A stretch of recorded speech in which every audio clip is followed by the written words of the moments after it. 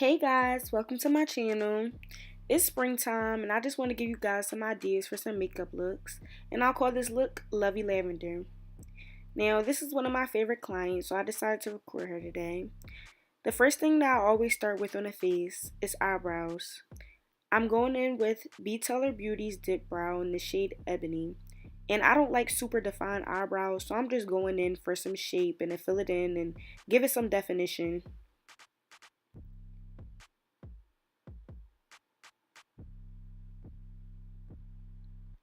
Next, you're going to see me going in with the concealer under the brow.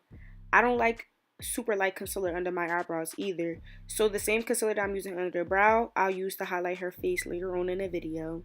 Now, this is also just shaping the eyebrow, shaping both brows, giving it that definition, giving it that look that she just got a fresh wax under her brows. Next, it's time to blend. Now, as you see in the video, I'm blending in a circular motion, but I'm also tapping into the skin because I feel like that gives it a natural look. And also, when I blend down because I use concealer as a base for my eyeshadow. And now it's time for the shadow. Now, I go in with my Jaclyn palette with a neutral color just for the base to give it some definition. Also, give it a foundation for my new colors I'm about to add in. I go in with my purple from my 35B palette, my Morphe palette. And I just use that as my main color and I blend it throughout because I really can use one color and like make it look like different shades all throughout. It just depends on how you blend. So I'm going in and I'm blending, and then I add a darker color within the crease, the darker purple. And it really it brings more attention to the eye, and I add it all throughout the crease. Next, I'm going to go in with my pink. My pink brings attention to the middle of the eye, and I just feel like it brings the eye all together. After that, I'll go back in with my Jaclyn palette with this iridescent color and just brighten up the eye a little bit. Brings more attention to it also. And of course, I'm blending everything out. Sometimes I go in on the other eye if I see that like the eyes are looking different. If I add too much product to one eye, I want it to look equal. After this, I'm going in with my gel eyeliner. This is nothing like spectacular. I got from the dollar store. And just going in on that lash line, filling that in, and applying my lashes.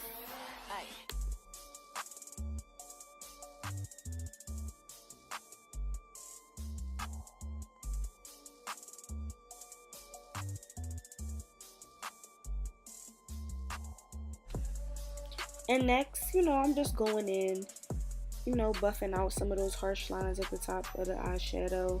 Nobody likes harsh lines. You gotta make sure you blend and just keep blending. I love for my eyeshadow to look smooth, even though there are some bright colors. Now, these are my lashes from my cosmetic lines, Creations in the Mirror, and the name is Starstruck. Very nice and natural, as you can see. The next thing I'm gonna do is hydrate her skin. I use a makeup remover wipe to, clean up the excess eyeshadow that could have fallen as I was blending. I'm going to hydrate her skin. She does have a little bit of an oily skin, but no matter where, I still hydrate my client's skin with some moisturizer. The next thing I'm going to do is go in with this foundation from Nars in the shade Aruba.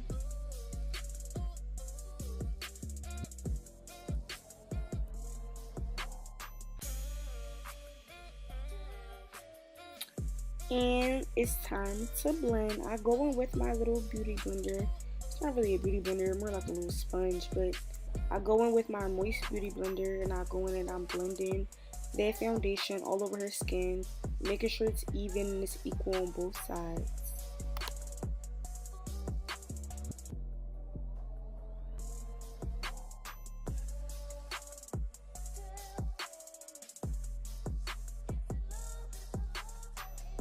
So when I get done blending out my foundation equally into the skin, it's time for highlight and contour.